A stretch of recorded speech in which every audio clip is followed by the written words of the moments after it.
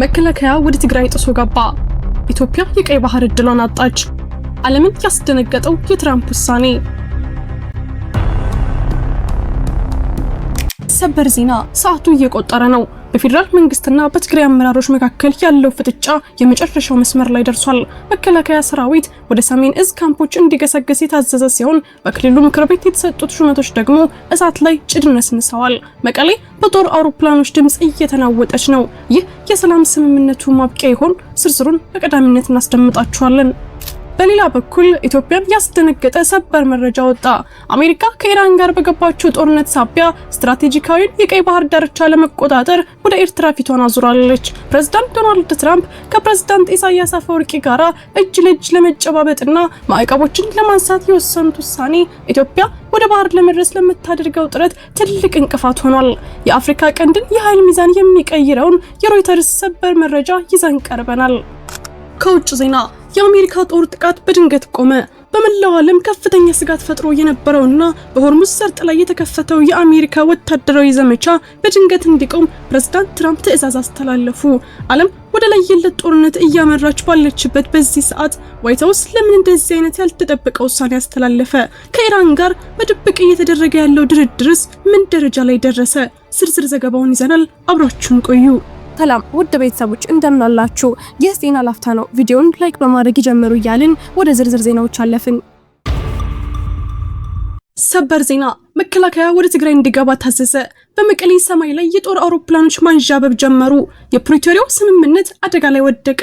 የሰሜኑ የሀገሪቱ ክፍል ዳግም ወደ ከፍተኛ ወታደራዊና ፖለቲካዊ ውጥረት ውስጥ መግባቱን የሚያመላክቱ እጅግ አሳሳቢ መረጃዎች እየወጡ ነው። የኢትዮጵያ ፌደራል መንግስት በትግራይ ክልል የሚገኙ ሁሉንም የመከላከያ ሰራዊት ካምፖችና የሰሜን ዕዝ ይዞታዎችን ሙሉ በሙሉ ለመቆጣጠር ሰራዊቱን ወደ ክልሉ እንዲንቀሳቀስ ማዘዙን አፍሪካን ኮንፊደንሻል ዘግቧል። ይህ ትዕዛዝ የወጣው በፌደራል መንግስቱና በክልሉ አመራሮች መካከል ያለው ግንኙነት እጅግ በሻከረበት ወቅት ሲሆን የፌደራል መንግስት ፍላጎቱን ለክልሉ ባለስልጣናት ቢያሳውቅም አመራሮቹ ግን ጥያቄውን ውድቅ ማድረጋቸው ተሰምቷል። ምንም እንኳን የትግራይ ክልል ምክትል ርዕሰ መስተዳድር አቶ አማኑኤል አሰፋ ከሪዮት ሚዲያ ጋር በነበራቸው ቆይታ ከፌደራል መንግስት የቀረበ ጥያቄ የለም በማለት መረጃውን ለማስተባበል ቢሞክሩም በመሬት ላይ ያለው እውነታ ግን ሌላ ገጽታ እየያዘ መጥቷል። ትናንት ረፋድ ላይ በመቀሌ ከተማ ነዋሪዎች ዘንድ ከፍተኛ ድንጋጤ የፈጠረ ክስተት ተመዝግቧል። የፕሪቶሪያው የሰላም ስምምነት ከተፈረመ ወዲህ ለመጀመሪያ ጊዜ የፌደራል አየር ኃይል የጦር አውሮፕላን በመቀሌ ሰማይ ላይ ለረጅም ደቂቃዎች ሲያንዣብብ ቆይቷል። በማህበራዊ ሚዲያ የተለቀቁ ተንቀሳቃሽ ምስሎች እንደሚያሳዩት አውሮፕላኑ በዝቅተኛ ከፍታ ላይ ሲበር የነበረ ሲሆን ይህም በከተማዋ ነዋሪዎች ዘንድ የጦርነት ስጋትን ዳግም ቀስቅሷል። የፖለቲካ ተንታኞች ይህንን የአየር ላይ እንቅስቃሴ እንደ ተራ በረራ ሳይሆን የፌደራል መንግስቱ ለህወሓት አመራሮች ላከው ጠንካራ ወታደራዊ መልእክትና የኃይል ማሳያ እንደሆነ እየገለጹ ይገኛሉ። ይህ ወታደራዊ እንቅስቃሴ የተከሰተው ህወሓት የፌደራል መንግስቱንና የብሔራዊ ምርጫ ቦርድን ህጋዊ እውቅና ወደ ጎን በመተው የቀድሞውን የክልል ምክር ቤት በድጋሚ በመጥራት ታሪካዊ የተባለለትን ሹመት በሰጠበት በዚያው ቅጽበት መሆኑ ደግሞ ሁኔታውን ይበልጥ አነጋጋሪ አድርጎታል። ትላንት ሚያዝያ 27 ቀን 2018 ዓ.ም በተካሄደው 6ኛ ዘመን 6ኛ መደበኛ ስብሰባ ምክር ቤቱ የፕሪቶሪያው ሰላም ስምምነት በፌደራል መንግስቱ ተጥሷል የሚል መደምደሚያ ላይ በመድረስ ዶክተር ደብረጽዮን ገብረ ሚካኤልን የክልሉ ፕሬዝዳንት አድርጎ መርጧል። አቶ ኪሮስ ሀጎስን አፈ ጉባኤ፣ ወይዘሮ ምህረት በርሄን ደግሞ ምክትል አፈ ጉባኤ አድርጎ በመሾም ላለፉት 3 ዓመታት ተኩል ተቋርጦ የነበረውን የህግ አውጭነት ተግባር በይፋ መጀመሩን አውጇል። ምክር ቤቱ በሙሉ ድምጽ ባስተላለፈው ውሳኔ አዲሱ ፕሬዝዳንት ዶክተር ደብረጽዮን ገብረ ሚካኤል እስከ ቀጣዩ ጉባኤ ድረስ በአስፈጻሚ አካላት ላይ አስፈላጊውን ማስተካከያ እንዲያደርጉ ስልጣን የሰጠ ሲሆን ይህም በጊዜያዊ አስተዳደሩና በህወሓት መካከል ያለውን የስልጣን ሽኩቻ ወደ አዲስ ምዕራፍ ቀይሮታል።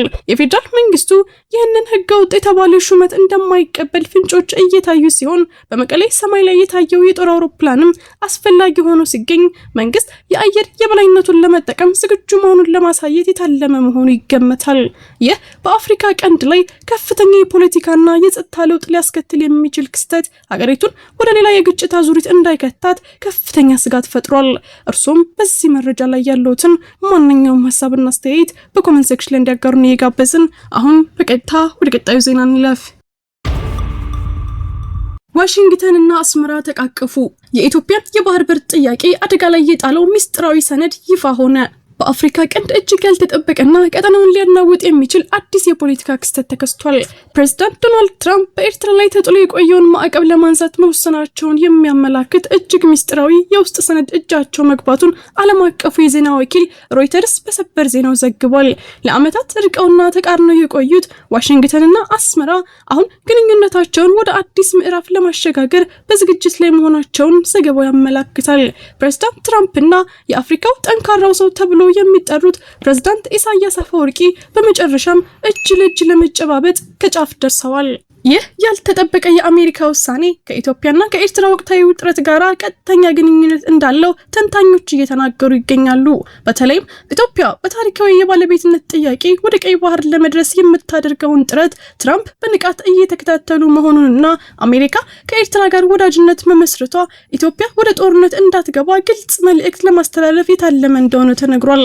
በሌላ በኩል በአሜሪካና በኢራን መካከል ባለው ፍጥጫ ምክንያት የሆርሙዝ ወሽመጥ የመዘጋት እድል መፈጠሩ የቀይ ባህርን ስትራቴጂካዊ ፋይዳ ለዋሽንግተን የሞትና የሽረት ጉዳይ አድርጎታል።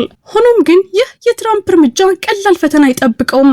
አሜሪካ በቀይ ባህር ላይ የበላይነቷን ለማስጠበቅ ኤርትራን ብትመርጥም የፕሬዝዳንት ኢሳያስ ጸረ ምዕራባውያን አቋም ግን በሁለቱም ሀገራት መካከል ሙሉ እምነት እንዳይኖር ስጋት ሆኖ ቀጥሏል። የአሜሪካ ወደ አስመራ መጠጋት በኢትዮጵያ ላይ የሚኖሩ ጫና ምንድን ነው? የቀይ ባህር ደህንነትስ ወዴት እያመራ ነው? በምስራቅ አፍሪካ አዲስ የኃይል ሚዛን እየተፈጠረ መሆኑ አያጠራጥርም። ቪዲዮአችንን ላይክ ማድረግ አይርሱ እያልን ወደ ውጭ ዜና አለፍን። የጦርነት ነጋሪት ወይስ የዲፕሎማሲያዊ ድል? ትራምፕ በሆርሙዝ ሰርጥ የከፈቱትን ወታደራዊ ዘመቻ በድንገት አገዱ። በመላው ዓለም ከፍተኛ ስጋት ፈጥሮ የነበረውና በሆርሙዝ ሰርጥ ላይ የተከፈተው የነጻነት ፕሮጀክት ኦፕሬሽን ፍሪደም ለጊዜው እንዲቆም በፕሬዝዳንት ዶናልድ ትራምፕ ትዕዛዝ ተላልፏል። ይህ ያልተጠበቀ ውሳኔ የተሰማው በዋይት ሀውስና በቴህራን መካከል የሚደረገው ድርድር ከፍተኛ መሻሻል ማሳየቱን ተከትሎ ሲሆን ፕሬዝዳንቱ ውሳኔውን ያስተላለፉት ፓኪስታንን ጨምሮ ከተለያዩ የዓለም አቀፍ አጋሮቻቸው የቀረበላቸውን የሰላም ጥሪ መነሻ በማድረግ መሆኑን ገልጸዋል። የዓለም የነዳጅ አቅርቦት ደም ስር በሆኑ በዚህ ስትራቴጂካዊ ሰርጥ ላይ የአሜሪካ የጦር መርከቦች የንግድ መርከቦችን ለማጀብ የጀመሩት እንቅስቃሴ መቆሙ በቀጠናው ተደቅኖ የነበረውን የለየለት ጦርነት ስጋት ለጊዜውም ቢሆን ያረገበው ይመስላል። ፕሬዝዳንት ትራምፕ በሰጡት መግለጫ ከኢራን ጋር የሚደረገውን ንግግር ውጤት ሊያመጣ የሚችልበት ወሳኝ ምዕራፍ ላይ መድረሱን ጠቅሰው ለዲፕሎማሲያዊ መንገድ እድል ለመስጠት ሲባል የጦር ሰራዊቱ ግስጋሴውን እንዲያቆም ወስነዋል። ይሁን እንጂ ነገሮች ገና ሙሉ በሙሉ አልረገቡም። ምንም እንኳን ወታደራዊ ማጀቡ ቢቆምም በባህር ላይ የተጣለው ከበባና ማዕቀብ አሁንም እንደቀጠለ ነው። ይህ ደግሞ አሜሪካ አሁንም በኢራን ላይ ያላትን የከፍተኛ ጫና ማክሲመም ፕሬዠር ፖሊሲ እንዳልተወችና ድርድሩ ካልተሳካ በማንኛውም ሰዓት ወደ ወታደራዊ እርምጃ ልትመለስ እንደምችል ትልቅ ምልክት ተደርጎ ተወስዷል። የሆርሙዝ ሰርጥ ለወራት ያህል የሁለቱ ኃይሎች የኃይል መለኪያ ሆኖ የቆየ ሲሆን በሁለቱም ወገኖች በኩል የሚሰነዘሩ ጥቃቶችና ዛቻዎች የዓለምን ኢኮኖሚ ሲያናጉ መቆየታቸው ይታወሳል። ይህ የትራምፕ ጊዜያዊ እገዳ ውሳኔ ለዘላቂ ሰላም በር ይከፍት ይሆን ወይስ ኢራን ራሷን እንድታደራጅ እድል ይሰጣል?